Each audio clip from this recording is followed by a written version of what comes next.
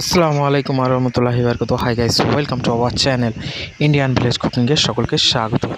তো গাইস, দেখতে পাচ্ছ দীঘা সমুদ্র সৈকতে এখন প্রায় রাত্রি 10টা হয়ে গেছে। আর আমরা অনেকটা ঘোরাঘুরি করার পর শেষমেশ আমরা হোটেলের উদ্দেশ্যে রওনা দেবো। এই পার্কটা হলো ঢেউ সাগর পার্ক। এটি নিউ দীঘায় অবস্থিত। নিউ দীঘা থেকে 5 মিনিটের রাস্তা। তো এখানে এসে আমরা অনেক ঘোরাঘুরি করেছি। আর শেষমেশ এখান থেকে আমরা চলে যাব একদম হোটেলে রেস্ট করব গিয়ে। তার আগে একটু ঘুরিয়ে নেওয়ার এই যে সমুদ্রের ধারে একদম সমুদ্রের পানির যে শব্দ, এগুলি শুনতেই একটা মজা লাগছে। মনে হচ্ছে যেন এখানেই একটু রেস্ট করি। তো গাইস, নিউ দীঘা সমুদ্র সৈকতের দিকে একটু ঘুরতে এলে এখানে অবশ্যই এই যে পাপড়ি চাট অবশ্যই খাবে, কারণ এখানে পাপড়ি চাট দুর্দান্ত বানায়। সত্যি না খেলে বুঝতে পারবে না। তো দেখো গাইস, বানাচ্ছে, আমি সেটি তোমাদের সঙ্গে শেয়ার করছি। দেখো কিভাবে পাপড়ি চাট বানাই। মানে এই গার্ডটা দিয়ে রেখেছে, এটা মানে সেফটি গার্ড। ওই যে পাথরগুলো আছে না, জলটা ভেঙে যায়, ঢেউটা ভেঙে যায়। না থাকলে ডাইরেক্ট প্রায় ভেঙে ভেঙে চলে যেত, গ্রাম ফ্রাম আর থাকতো না।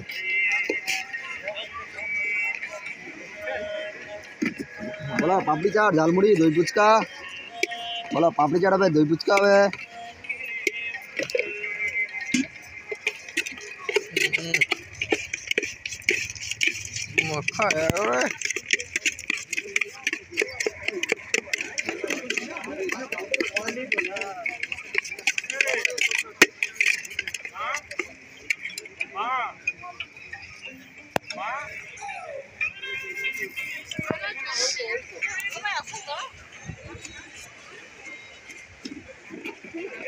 আচ্ছা, এই সাগরে তো ওই পারে শেষ সীমানা আছে, এই পারে রয়েছে। ওই ধারে কি আছে কেউ জানে না। তোমরা যাও নাই,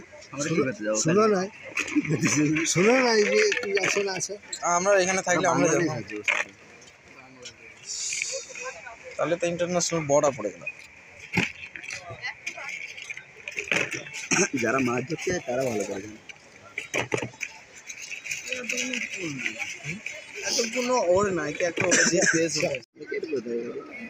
এগুলো হচ্ছে মার্কেটিং না, এগুলো কোনো দেখি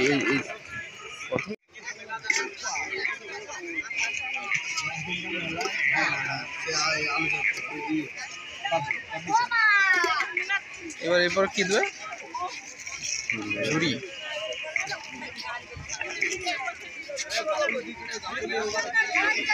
বলো ঝালমুড়ি আছে, পাপড়ি চাট আছে, মশলা মুড়ি। বলো মশলা মুড়ি, ভেলপুরি। এটা দই।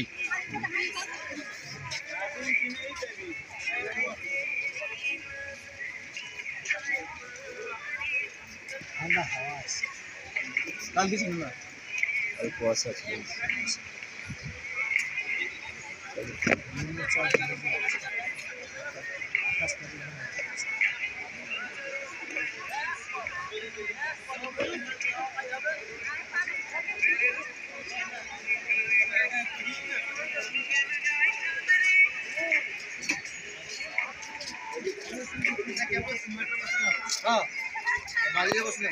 না মানে বালি উপরে ধরে করতে হবে।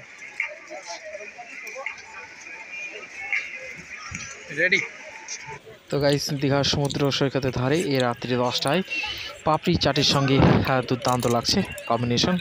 তো কেমন লাগছে এবং কেমন বলবো। তো গাইস, দেখতে যেমনটা খেতেও তার থেকেও বেশি সুস্বাদু।